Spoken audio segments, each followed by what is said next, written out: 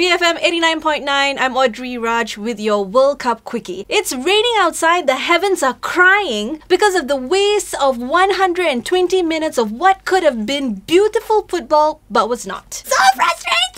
Always the bridesmaid, never the bride. Holland have crashed out of the World Cup. They went 4-2 down on penalties to Argentina in Sao Paulo this morning after full time and extra time and everything else ended 0-0. Oh, what heartbreak. It was pretty much a meh 120 minutes if you ask me, but the penalty shootout was anything but. Ron Vlaar stepped up for the first penalty and it was saved by Romero, the Argentinian goalkeeper. Now this is the brutal thing about penalties because Ron Vlaar was one of the best players on the pitch for the match and now he will be remembered for being the villain. The Argentinians then went on to score all their penalties before Romero again made a save, this time by Wesley Sneijder, and it was Maxi Rodriguez who sealed the deal to send the Argentinians through to the finals. I mean, what do you expect? Jesper Cillessen has not saved one penalty in his entire career. We're talking about in the Dutch League, in the Champions League and everywhere else. He's never made a penalty save. That didn't change this morning.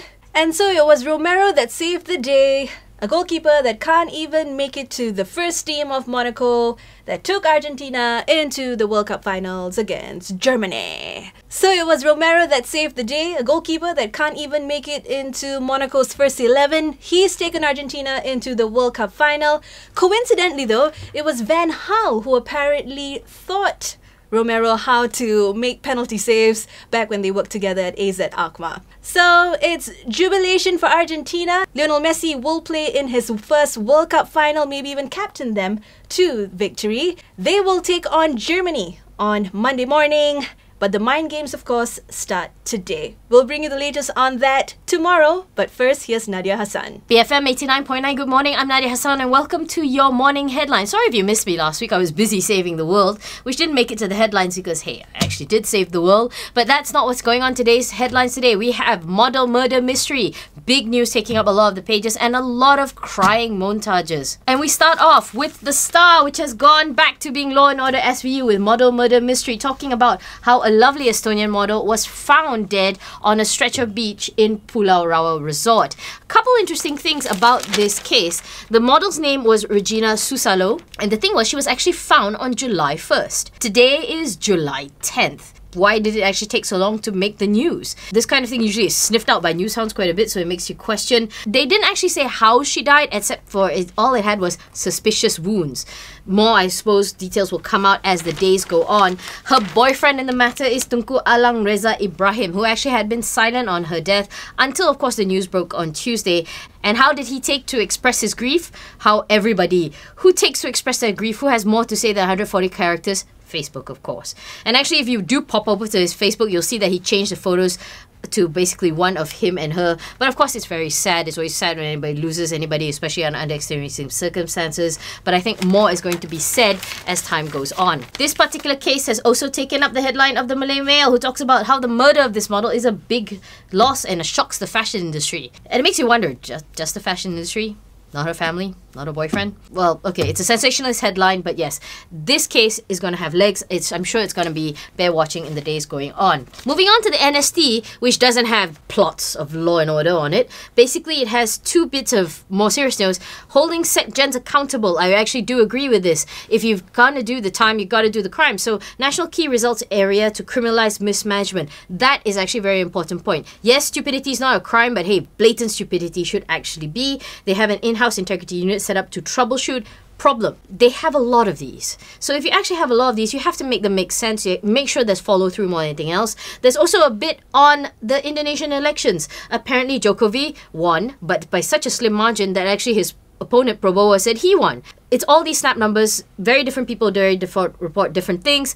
The confirmed numbers will only be in about a week or so, so there'll be a lot of uncertainty since then. But it's hard to kind of run away from this. The montage of crying Brazilian fans. Of course, the match happened yesterday, so it's actually a bit late. Today's match was namely Netherlands versus Argentina. Argentina won by penalty kick.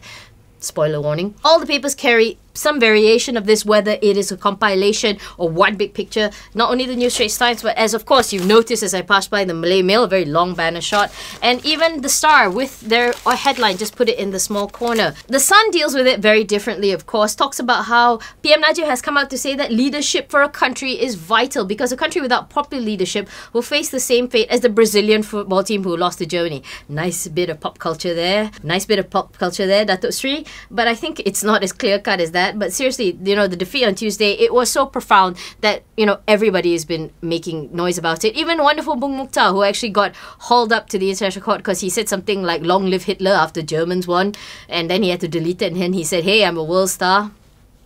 Wonderful PR for the country, isn't it? But the one thing I'm sure is that although people will be talking about the World Cup winner for a while, they'll be talking about this for ages. And speaking of non-football news, Sina Harian goes with Tangisan Gaza, talking about how the Palestinian people are once again becoming victims of cruelty, well, Zionist cruelty, as they put it. Very, very disturbing pictures. Utusan also does that, talking about 38 are dead from Israeli strike. It's an interesting point to bring up at this time. Whatever happened to the ISIL and ISIS, that's one thing, where's the follow-up on that? Maybe that doesn't have legs. And of course, under the big Brazil head, it's Utusan's little pet project talking about illegal gambling. They've been following it all week. And I don't think they have many updates, but, hey, dog 'em for persistence. You hope they do it past the World Cup. Of course, in business headline, this is absolutely huge, and not just in size. Namely, it's the potential merger of CIMB, RHB Cap, and MBSB, or Malaysia Building Society. According to the news, all three stocks have been suspended. They've all apparently gone to Bank Negara to ask for permission to keep talking. If they combine, this is huge. They'll have assets over 600 billion, fourth biggest bank in the region, after big guys like UOB, OCBC, and DBS. What does it mean for you and me? I don't know. Does it mean the inevitable creep of CIMB's retail is inevitable? And more importantly, how will the other guys react? How will Public Bank, how will Maybank, who's so used to being top dog, going to react? Are they going to go out and buy more of their own? Big question marks. Great thing to look out for in the coming week. And of course, we finish as always with Harian Metro, who also do have crying pictures, but that lady has really nice nails, by the way. But anyways, yeah, so they have crying fans, but the other one is the more more Raya-related news. I think you'll see more of this as the time goes on, because you'll see one of cakes and things and all this. But this one's very sad news. Basically, 1,000 baju Raya hangus. That's our word of the day, hangus. Basically up in flames. And, it's very, very sad for the merchant who did it, especially so close. You do want new clothes when it comes to festive time. Hopefully, he either manages to replace it or get compensated for it. And that's all from me. I'm Nadia Hassan for BFM 89.9. This has been your morning headlines. Go Gemini.